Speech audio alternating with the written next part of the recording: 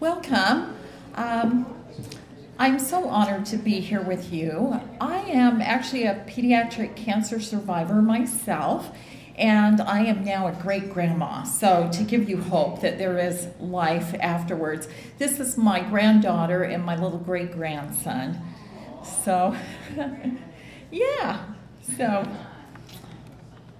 I'm going to talk to you about trauma, and specifically post-traumatic stress disorder. Some of you have maybe heard that term before. It's only been recently that it's come out in the published literature that it can be caused by medical treatment or conditions. Now, you know, historically we all heard of PTSD, for example, with Vietnam vets or other veterans of combat. But people really didn't understand that it could affect other populations, such as those going through life-threatening illness and treatment. And so I'm going to talk to you a little bit about that with that angle, that it can affect people who are experiencing life-threatening illness and even their families. We have something called vicarious traumatization that I'm going to talk to you about. So it does, one of the criteria is, and I'm using the Diagnostic and Statistical Manual, or the DSM-4-TR is what it's called. It's the manual that we use to get the diagnostic criteria for any kind of mental disease or disorder. And this is from that manual that the criteria is taken. So, threat to one's life, experienced actual or threatened death or serious injury. And certainly when people have life-threatening illness, that certainly is going to qualify them for that. A person may develop PTSD after experiencing or witnessing an extreme, overwhelming event during which they felt intense fear, helplessness, pain, or horror. Now, you think that through, and you wonder, as an adult, maybe you have the capacity to understand that the medical community is trying to help you when some of the procedures are done. But can you imagine to a child what so many of the things that we have them go through look like? And in children, it may be expressed by disorganized or agitated behavior.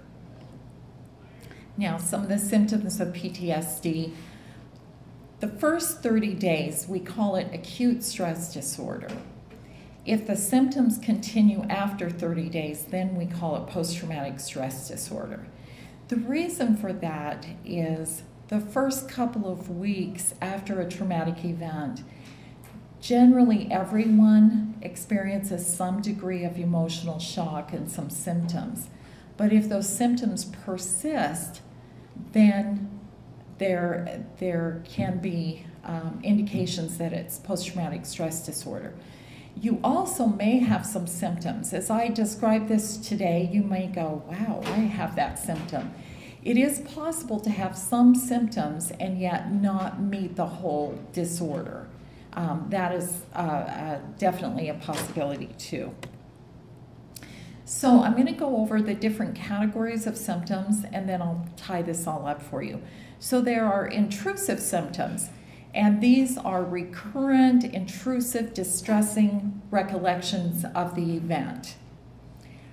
Recurrent dreams of the event. Dreams is a nice word. I mean, they're more like nightmares of the event. Sudden acting or feeling as if the traumatic event were reoccurring. You've probably heard that referred to before as like a flashback kind of experience. Intense psychological distress at exposure to things that symbolize or resembles an aspect of the trauma, including an anniversary, where all of a sudden you're experiencing something and you're going, why? And then you look at the calendar and go, oh yeah, that's why. Physiological reactivity, that means your nervous system is reacting. When exposed to internal, that means your thinking cues, or external, that means something in the environment that's cueing your memories of that event. And you just need one of any of these symptoms listed here to be diagnosed with PTSD, along with some others that I'm going to go over now. The avoidance symptoms, efforts to avoid the thought or feelings associated with the trauma, efforts to avoid activities, places, people, or situations that arouse recollection of the trauma. I see this a lot with kids that just are fed up with enough medical treatment and going to the hospital, and they just don't want to have anything to do with one more time down that road. An inability to recall an important aspect of the trauma. There are some people that block it to the point that they have psychological amnesia from it. Markedly diminished interest in significant activities. So things that used to be pleasurable or fun just don't sound too fun anymore. The person is numbing their ability to have enjoyment. Feelings of detachment or estrangement from others, kind of withdrawing from others. A restricted range of affect, numbness, unable to have loving feelings. A sense of a foreshortened future. The person does not expect to have a career, marriage, children, or a normal lifespan. Now, you need one from the list that I went, this list, just one intrusive symptom. You need at least 3 of these symptoms, these avoidance symptoms, to be diagnosed with PTSD. Now, they seem kind of contradictory because you've got intrusiveness, that out of the blue, the trauma is intruding. You've got an effort to avoid it. And then you have persistent symptoms of increased arousal. In other words, your nervous system is going into high gear all the time, okay? And let's say that was not present before the trauma. So what does it look like when your nervous system goes up into high gear? Well, you have more difficulty falling asleep or staying asleep, irritability or outbursts of anger, even full-out rage, difficulty concentrating, hypervigilance. It kind of resembles paranoia, or you can think of it as like a hyper-alertness, always looking around for what's going to happen next. And boy, that really describes, I think, what a lot of parents go through when they've had a child with cancer, just going, when's the next shoe going to drop here? And then an exaggerated startle response. That's, you know, if somebody comes up behind you and pokes you, you know, you jump or startle. That can be real extreme for somebody whose nervous system is in high gear. Now, you need at least 2 of these symptoms to be diagnosed with PTSD. So let's bring that all together now. 1 or more of the re-experiencing or intrusive symptoms, 3 or more of the avoidance symptoms, and then 2 or more of the increased arousal symptoms. And all of these must be present for a duration of, you know, at least 30 days, as I mentioned. And they must cause clinically significant distress or impairment in social, occupational, or other important areas of functioning.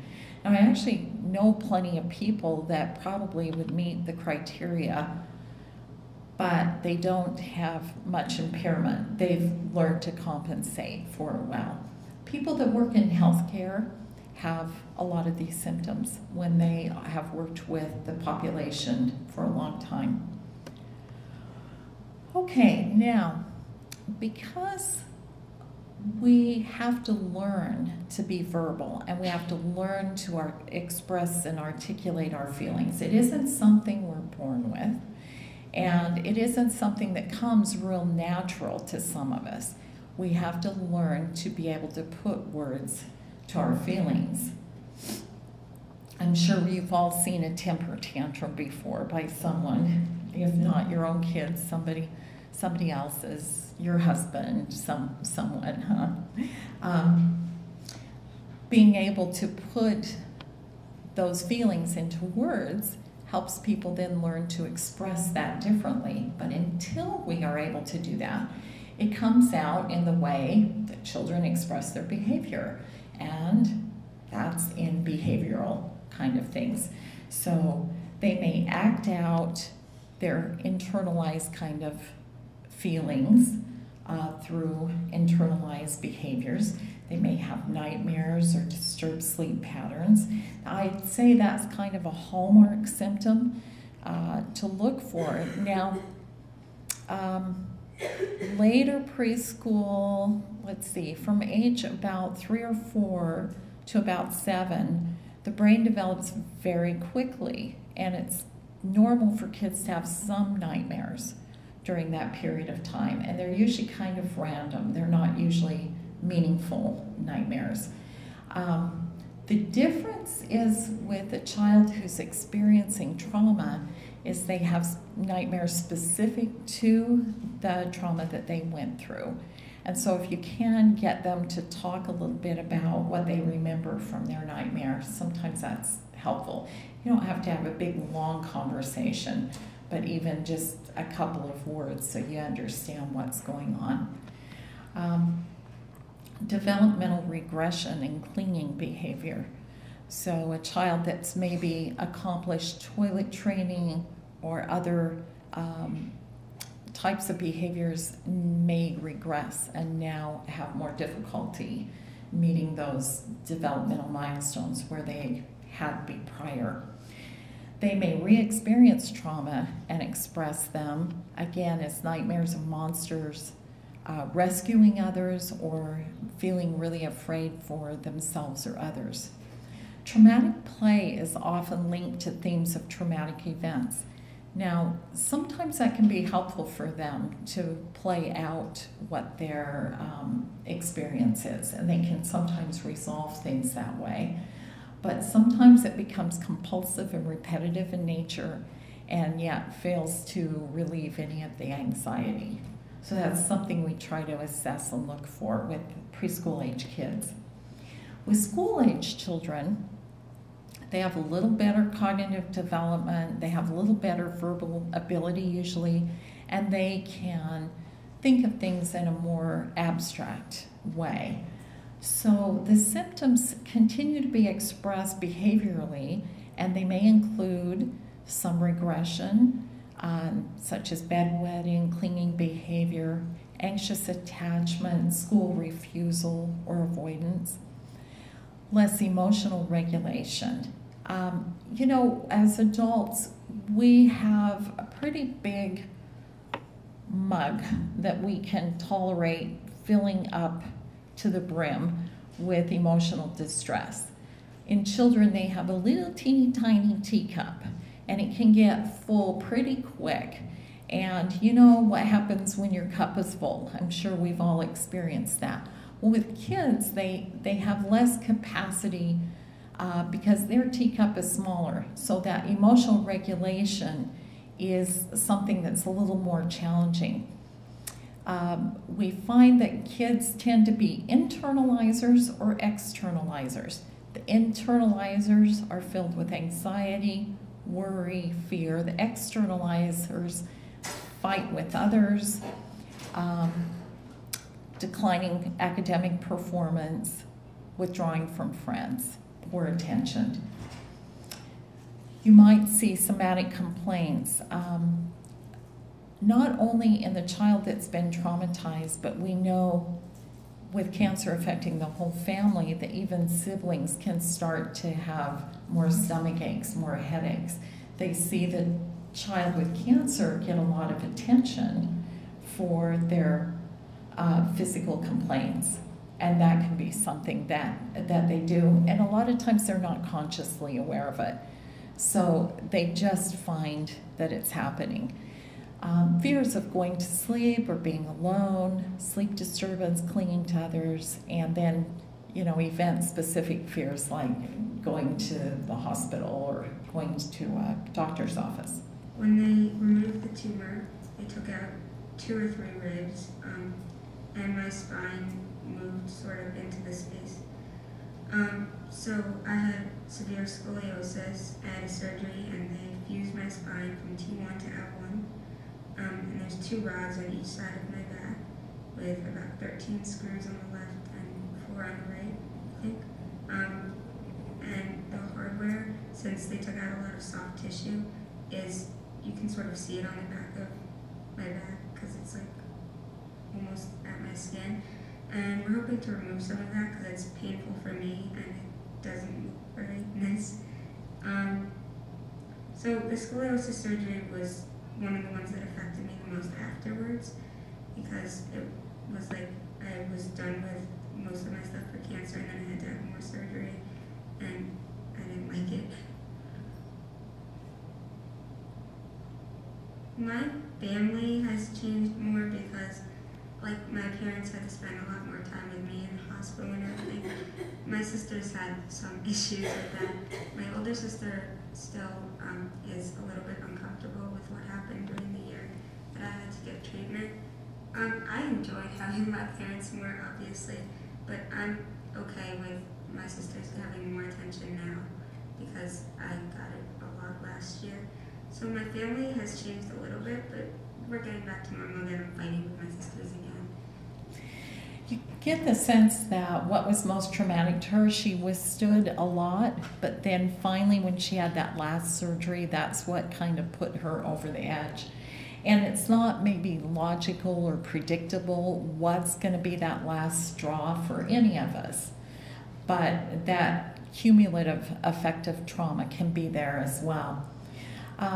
Now this is something that's really interesting because we, in the traumatic stress field, didn't used to believe that this could exist, and it's now been proven that yes, you can get traumatized vicariously.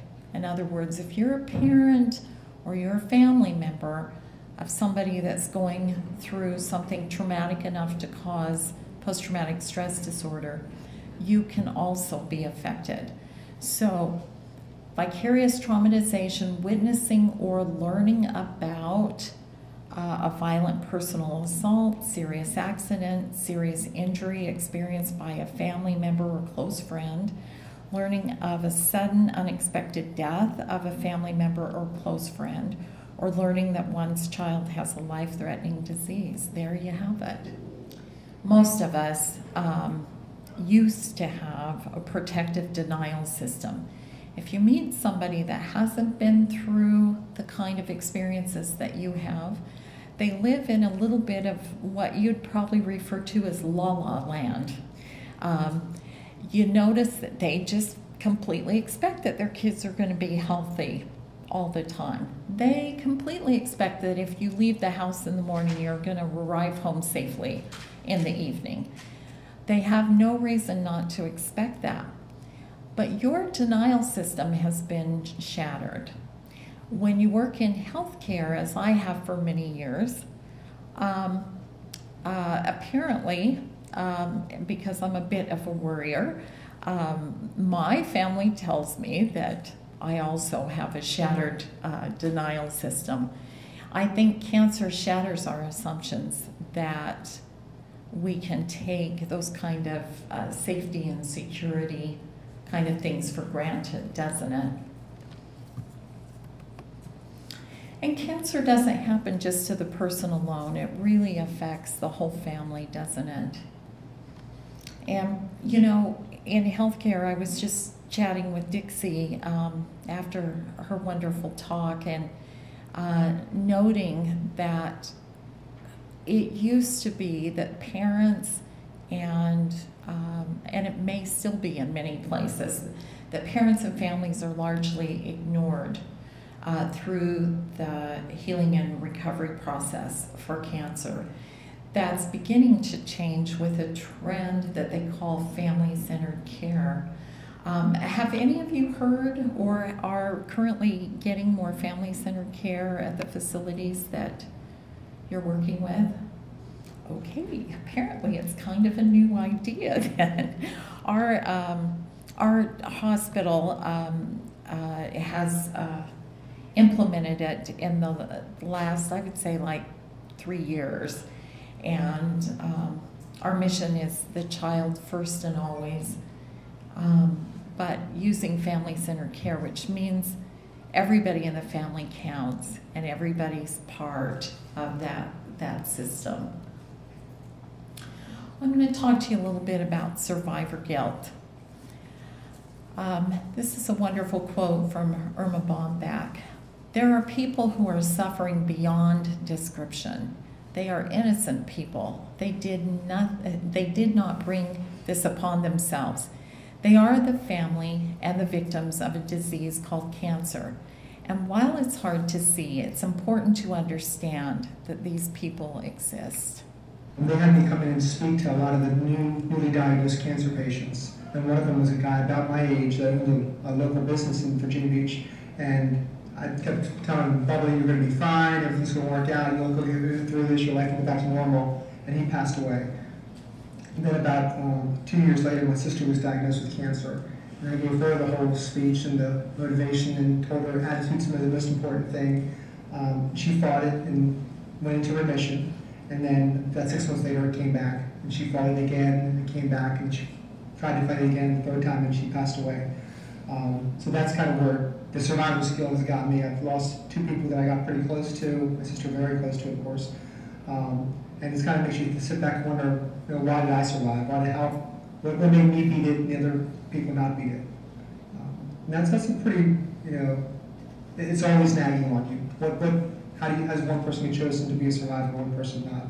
My son's being treated for cancer right now. I think without a doubt, being a caregiver for a cancer patient is harder than being a patient, and I can see that from both sides.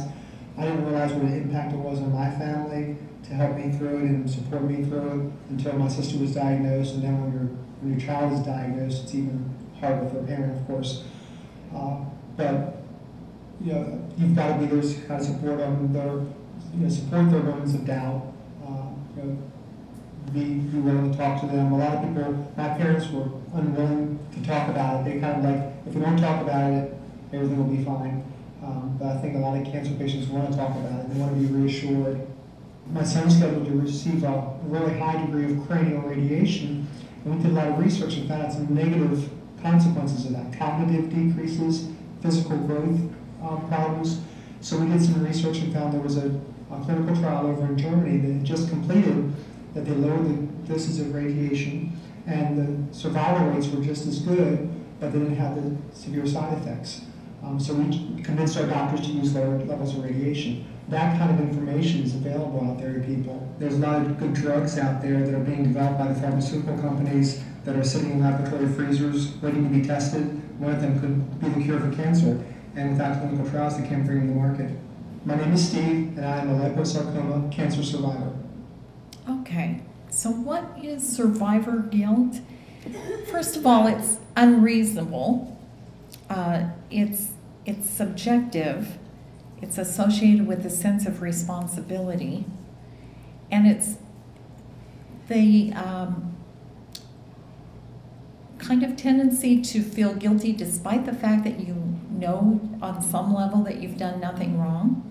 However, some people are really good at blaming themselves even for things that they know they didn't do. And so it's kind of this split in a person of kind of saying, yeah, I know I didn't do anything to cause this, and yet I feel very responsible for it, and I feel very guilty for it. Now, in contrast to that is objective or rational guilt. It actually fits one's actions. It accurately tracks real wrongdoing or culpability. Guilt is appropriate because maybe the person acted deliberately to harm someone or could have prevented harm and did not step in and do that. There's kind of a sense that it's blameworthy or there's blameworthiness. It depends on the idea that the person really could have done something. and they're actually held responsible either by themselves or by others. So that's objective or rational guilt. But in survivor guilt, there isn't that. Again, there's that unreasonableness to it. Now, in case you didn't know, moms invented guilt. This little guy, this mom brought him to the beach with his little hat and shorts and his sand bucket and little shovel and everything. And she relaxed back on her towel and was just enjoying the sun. Just for a minute looked away and then looked up, and whoosh, a big wave took him and took him right out to sea. She was so distraught. She got down on her knees and said, God, please, if you'll just bring my little boy back, I'll do anything. I'll volunteer at the hospital. I'll give money to charity. I'll do anything. Please, God. And with that next wave, whoosh, the little boy came back. His little cheeks were pink. He was breathing. He was fine. And she looked up and said, he had a hat. Okay. Yes. We can turn anything into guilt, can't we? And I don't mean to leave fathers off the hook here. Fathers are pretty good at feeling guilty as well. I think fathers are real protective of their families, so if there's any threat that happens in the family, it's easy to take on that responsibility and feel guilty. Survivor guilt was first identified during the 1960s in the literature, and several therapists recognized similar conditions even among Holocaust survivors. There is a book, if you haven't read, it's on my recommendation for a must-read, and that's Man's Search for Meaning. Man's Search for Meaning by Viktor Frankl. And he talks about his feelings of being a Holocaust survivor. It was also recognized in survivors of traumatic situations, including combat, natural disasters, accidents, and illness. People who may be during train crashes or plane crashes were the one or one of the few survivors. Often went through survivor guilt, saying, kind of, why me? Why did I survive when others didn't? And yet they went through the same situation. It's also been found among rescue and emergency services personnel who blame themselves for doing too little to help those in danger. So that's a heavy burden of responsibility on them. In the music Les Miserables, Marius sings "Empty chairs at empty tables," which contains the lines such as, "Oh, my friends, forgive me that I live and you are gone. There's a grief that can't be spoken. There's a pain that goes on and on." As human beings, we really hate to be helpless. We hate it. And we don't do well when we're put in helpless, limbo-like situations. We don't. We get depressed, we get angry, we don't like to be helpless. We would rather say, I must somehow be at fault for this. That's a much more comfortable thought process for us to have than for us to say, I have no control over this. We don't like that.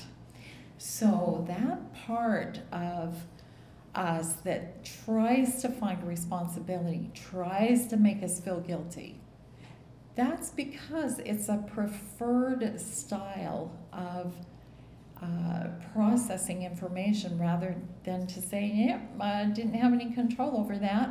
I'm just going through life with a whole lot of inability to control a whole lot of things. That doesn't set well with us, does it? So our minds actually have a striving to find control where we can, to find completeness. If we are given a jigsaw puzzle and there's a couple of pieces missing, our visual and sensory processes will fill in that picture so that we can imagine what is supposed to be there. We like completeness. We like closure. We like things all tied up neat in a package. we like causality and logic. So a lot of times we try to apply causality and logic to things that you really can't apply any logic to. All of these things, do these sound familiar to you as I describe these thinking processes? Because they're probably all things we've tried to do to process something that is illogical, out of our control, overwhelming, and something that we're rather helpless to do anything with. I'm sorry to tell you that, but that's how our minds work. We will attempt to do that. So the guilt begins as an endless loop of counterfactuals, things that aren't true, but they're thoughts that you could have or should have done something otherwise, though in fact you did nothing wrong. So the fact that we get survivor guilt, we have to understand that it is irrational and illogical, but it's also very real, and it also pertains to how we process information. Philosophers since the time of Kant have noted what they call imperfect duties. Even in the best circumstances, we can't perfectly fulfill these duties, such as the duty to love each other, the duty to care for each other, the duty to bring each other safely home. We'd all like to say we could do that, wouldn't we? But unfortunately, we just don't have that much control that we could always do that. So that's why they're called the imperfect duties. Cancer really is fuel for guilt. Here are some quotes from 3 family members. When I first heard my child had cancer, I thought, I didn't feed him enough carrots. When I found out my brother had cancer, I thought it was because I fought with him so much. And I felt guilty that we didn't get to the doctor sooner. So there's all kinds of reasons that we can feel that survivor guilt. Survivor guilt, as I mentioned, leads to some really complicated feelings. Juan was celebrating a year of being cancer-free and then got a call from his little sister who told him she was just diagnosed with cancer. So often people are afraid after they get through this process to even be happy because they're afraid what's going to happen next. It leads to very complicated feelings. Who experiences survivor guilt? Well, anyone who survives can experience these feelings, including patients themselves, the families, and even healthcare providers. Survivor guilt exposes the question, why did I survive when others did not? Those who struggle with survivor guilt may express the feeling of being an imposter. Somehow the wrong person survived it. It just doesn't seem right. Many feel that beating the odds makes little sense unless the survivor earned or deserved it in some way. But some survivors emphasize they don't feel especially deserving. And I think that's kind of the key for a lot of people. It's like, I don't feel like I deserve to go through this when my child had to suffer and go through this. It somehow doesn't compute. To complicate those feelings of unworthiness in the early stages of grief, there is a tendency to idealize the deceased, so the survivor may feel even less deserving by comparison. And we see this happen in many situations with siblings, that if they had a sibling pass away, it's, wow, why did they when they were so great, when I'm so ordinary and unworthy. I'm not suffering, and they had to suffer, and they passed away. So how do we resolve survivor guilt? First of all, you have to acknowledge that there are factors that are outside of your control. And grappling with that, I know, is going to be difficult because you're fighting your natural tendency to overcome that sense of helplessness and try to feel control. But if you look at what you actually did have control over, And you will acknowledge that there were factors outside your control, and then accept that with what you knew at the time, you acted in the best way you could given the situation. Our hindsight is 20/20. You always hear that. It's really hard for us to let ourselves off the hook for that, though. We're really good at going back and holding ourselves responsible for things we now know instead of what we actually knew just at that time. So that's really important to remember. And then it's so important to give yourself affirmations of self-compassion and acceptance. A lot of us have kind of a mean group of board of directors that live in our head. And you need to fire some of those people. I'm just saying. They're pretty mean and awful to listen to. And they tell you all kinds of things that are unnecessary. And part of that is what fuels your survivor guilt. You need to instead replace some of those board of directors that live in your mind with some affirmations, some voices of compassion and acceptance. And guess what? You have the power to do that. If you want a sense of control over something, there you go. That is something that you can do. Now, it does take some mental discipline and it does take some practice, but that is something that you can do so that you can have more compassion and acceptance for yourself. Kind of a thought process that you can do to release survivor guilt. So this is the thought process that you can go through. First of all, is there anything I still need to learn or gain from this feeling of guilt? So you can kind of assess that and see, you know, sometimes guilt helps us learn some lessons if it's logical and rational. Typically, survivor guilt doesn't give us much new information, but you can certainly ponder this and see if it's helpful for you. Are there other feelings that are buried underneath my guilt that I need to become aware of? Is there anything that I must do, some action I must take to create balance, forgiveness, or resolution? There are many people that get involved in organizations such as this, write books, do other things to help create some kind of balance or resolution. That maybe they couldn't do more in the situation than they did, but perhaps now they can reach out to others with some support, some positive energy to help others, and that's a way of bringing that resolution and peace to themselves.